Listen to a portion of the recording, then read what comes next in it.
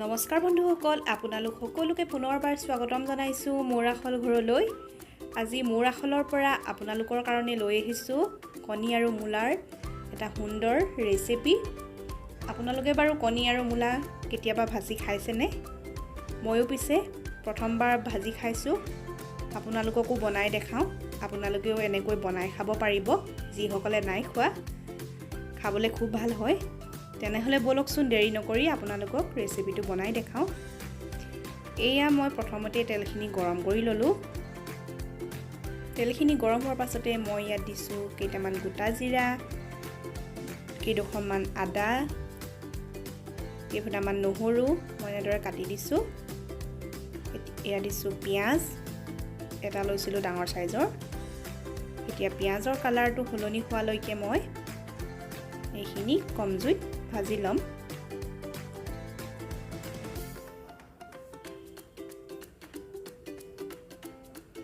এয়া পিঁয়াজৰ কালাৰটো সলনি হোৱালৈকে মই ভাজি লোৱা হৈ গৈছে।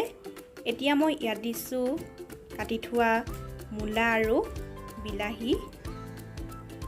মই সকলোখিনি দি ল'লোঁ। এতিয়া মই ইয়াত দিছোঁ অলপমান হালধি, অলপ দিছোঁ ৰেড চিলি পাউডাৰ, অলপ দিছোঁ জিৰা পাউডাৰ আৰু অলপ দিছোঁ সোৱাদ অনুযায়ী নিমখ। এতিয়া এইখিনি মই ভালদৰে মিক্স কৰি লৈছোঁ আৰু প্ৰায় 5-6 মিনিটমানৰ কাৰণে এইখিনি মই মিডিয়াম ফ্লেমত সিজিবলৈ দিম।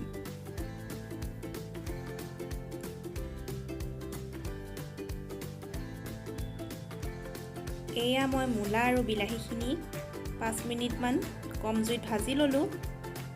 এতিয়া মাজতে লৰাই লৈছোঁ এবাৰ। এতিয়া ইয়াত দিম মই 2টা কণী লৈছিলোঁ, এইকেইটা মই ইয়াতে দি দিছোঁ আৰু 2-3 মিনিটমানৰ কাৰণে এইখিনি মই এতিয়া কভাৰ কৰি ৰাখি দিম। এয়া মই কণীকেইটা দিয়াৰ পাছত 2 মিনিট কভাৰ কৰি ৰখাৰ পাছতে এতিয়া মই মূলাখিনিৰ লগত কণীখিনি ভাঙি দিছোঁ, ভালদৰে যাতে মিলি যায়। যিসকলে এনেদৰে ভাজি খোৱা নাই কণী আৰু মূলা, তেওঁলোকে এনেকৈ এদিন বনাই খাবচোন। খাবলৈ খুব ভাল হয়। ময়ো প্ৰথমবাৰ বনাইছোঁ, খাই ভাল লাগিলে, সেয়েহে আপোনালোকক বনাই দেখালোঁ। এতিয়া মই এইখিনি মিডিয়াম ফ্লেমত আৰু 3 মিনিটমান ভালকৈ সিজিবলৈ দিম। এয়া চাওক, মূলা আৰু কণীৰ সুন্দৰ ৰেচিপিটো ৰেডি। আপোনালোকক বনাই দেখালোঁ। খাবলৈও বহুত ভাল হয়। আৰু আজিৰ ৰেচিপিটো যদি আপোনালোকে চাই ভাল পালে, তেনেহ'লে লাইক, শ্বেয়াৰ আৰু ছাবস্ক্ৰাইব কৰিবলৈ একেবাৰে নাপাহৰিব। যিসকল মোৰ চেনেলটোৰ নতুন দৰ্শক হয়, তেনেহ'লে আজিলৈ আহোঁ। আকৌ লগ পাম অন্য এটা ৰেচিপি ভিডিঅ'টো চোৱাৰ বাবে সকলোকে বহুত বহুত ধন্যবাদ।